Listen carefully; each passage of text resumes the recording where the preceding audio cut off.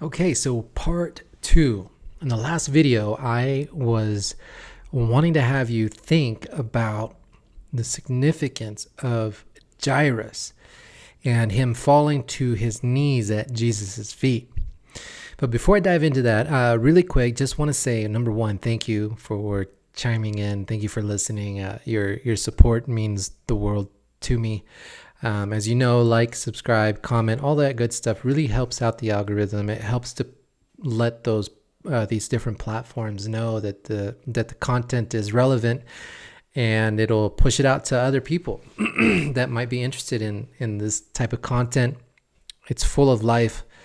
It's food, and I believe in this message.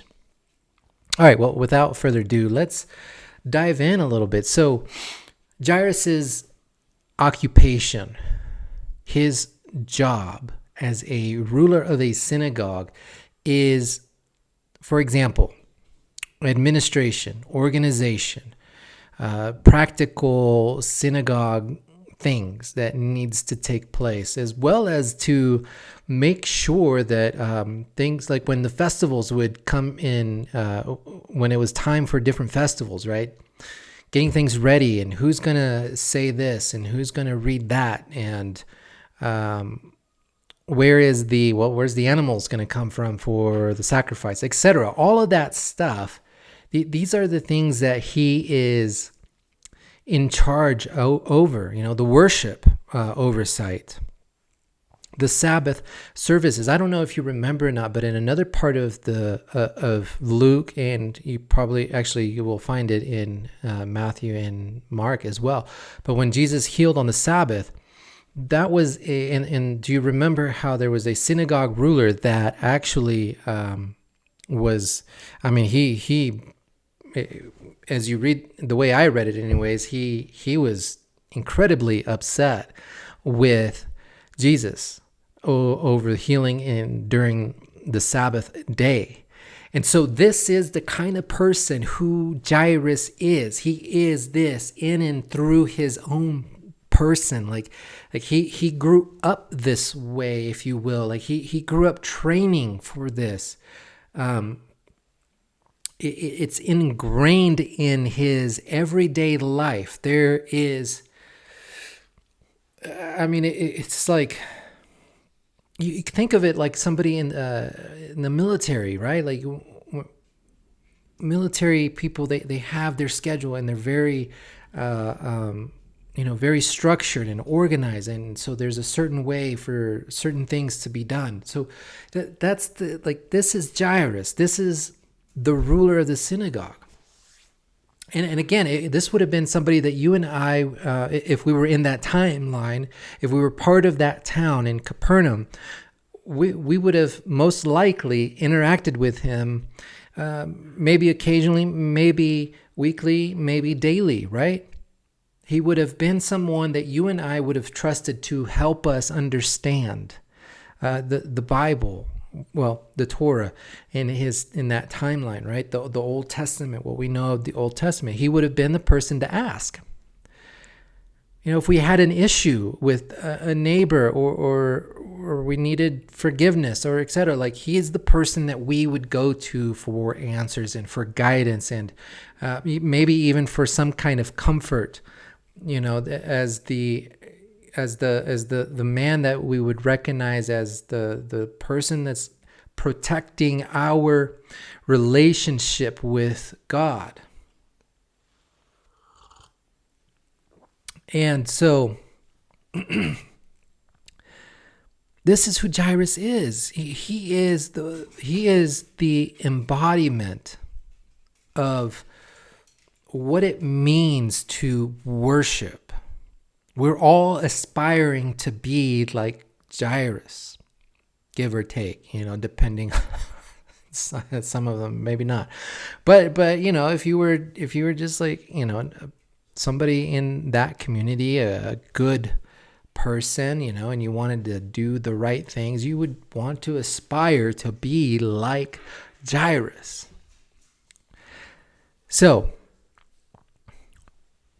that was a quick recap to emphasize the action that Jairus did that day. The implication of him falling to his knees to Jesus. Do you understand? Like this is a big deal. On the one hand, I think maybe we want to think, well, Jairus came to the conclusion that he saw God in the flesh. It was revealed to him in that moment. And that may have happened. As well as, on the other hand, what could have happened, to some degree anyways, is that he would have lost faith in everything that he knows. He would have lost faith in his understanding of how to have a relationship with God. The law is what establishes how to have a relationship with God. And the law is failing this man. It is failing this man because his daughter is dying. The law is not giving him the life that he needs for his daughter. Imagine what could be going on through someone's head like that. I do everything right, God. I pray every day. I pray for the community every day, and I tithe and I follow. I follow everything to a T. There's no I that is not dotted, no T that is not crossed, and everything is correct. But there is no life for him, because the most important being to this man is on her deathbed, and he's got nowhere else to go. He's done everything that he was supposed to be doing. And now he's in this spot where I would say, my opinion is that he has lost his faith in the law. Could you imagine? By now, Jairus and many other rulers of synagogues of other towns, which I would assume are there investigating, they're probably having meetings together, talking about this man named Jesus, where the people are claiming that he is healing the sick, casting demons out, and etc. This is a big deal, guys. This is something. Do you see how easy it is to just read through something and just miss things? It happens to all of us. So when Jairus falls to his knees, his whole career, his whole livelihood is on the line. And think about what this communicates to his community, the people that trust him, the people that know him, have grown up with him, the people that he's prayed with, that he's done the ritual sacrifices on behalf of. Think about what that means. It is words louder than words, done through action.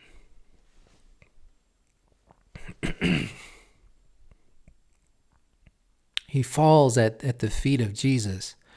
Is an incredible risk there for him, his livelihood. Think about this. This is like, it could have potentially been, to some degree, public humiliation. Really. He's supposed to be an expert at what what you would call God things, God stuff. He is the man to ask. You know what I mean? Like you don't go ask a fisherman about the law. You ask a ruler of a synagogue. You ask a Pharisee, a scribe, a Sadducee. You ask them for their professional opinion. And now, a man named Jairus is falling to his knees to a carpenter out of Nazareth.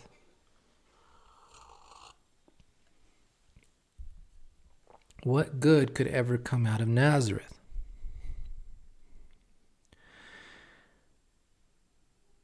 To publicly bow down and plead with Jesus, who would have been something like a traveling charismatic of some degree, who is breaking the Sabbath law, who is sitting and having dinners with sinners and the unclean, who is touching lepers and so on.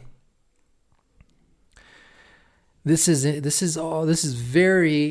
a contradiction to how to protect their relationship with God. I mean, and it's funny that, the irony that God himself, right? He's the one that's doing the being with the people that so many of us would very, very much disqualify without hesitation.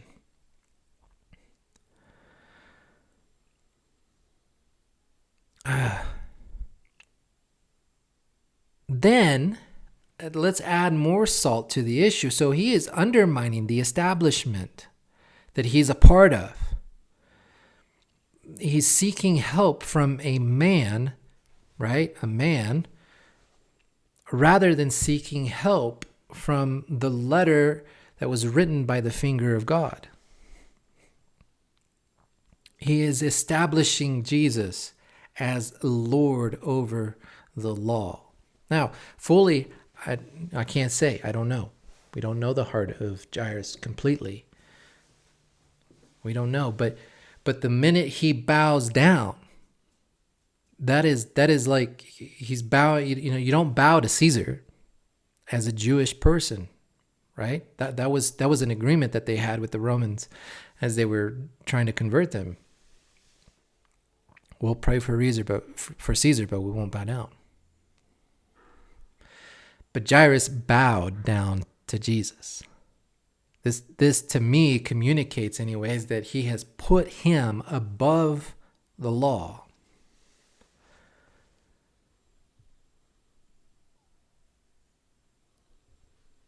I would presume that to his immediate constituents, the people that he would have had meetings with about Jesus would have immediately, at least quickly, let's just say quickly, they would have already been documenting his actions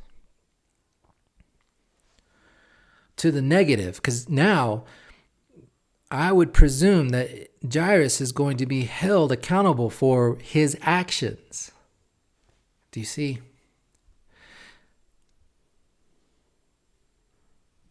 I mean, by this time, you got to remember, like, there's already, like I said, many religious establishments that are already opposing Jesus and warning people about him.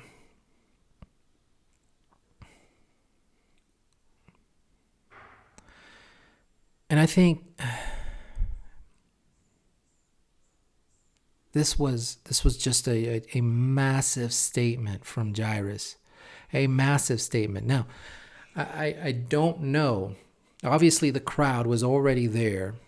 Jairus has got to push himself, work his way through the crowd to get to Jesus. That's also something that someone of his stature wouldn't necessarily do. It would irritate them. He doesn't know who he's touching. He doesn't know who's unclean or clean. And, you probably already knew that as soon as he went in, he was probably going to have to do a ritual cleaning just to be sure, just to be safe, in order that he might present himself proper to his community and to God, to be the mediator between his community and God.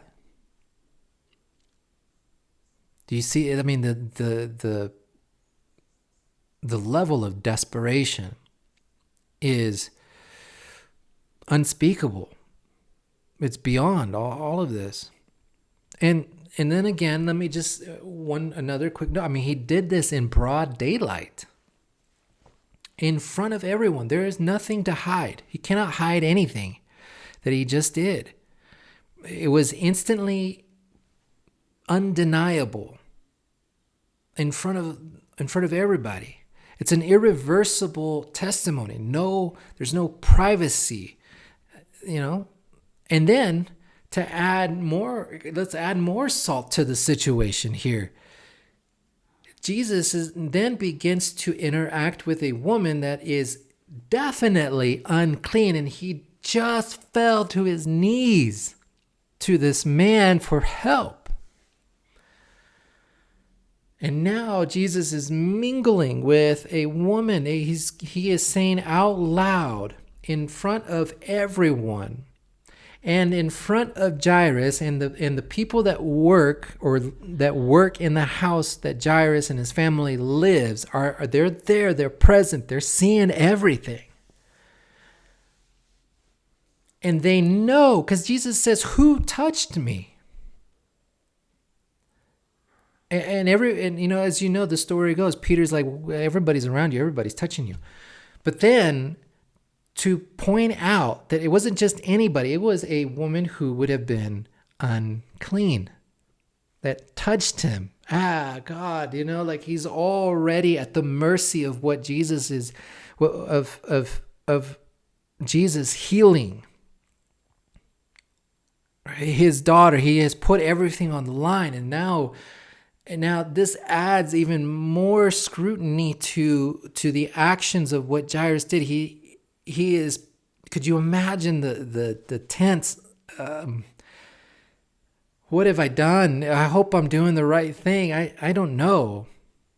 And so this is Jairus, you got to get into his sandals, get into the clothes that he's wearing, and the kind of person that he would have been labeled as, his title, if we can, to some degree, like this.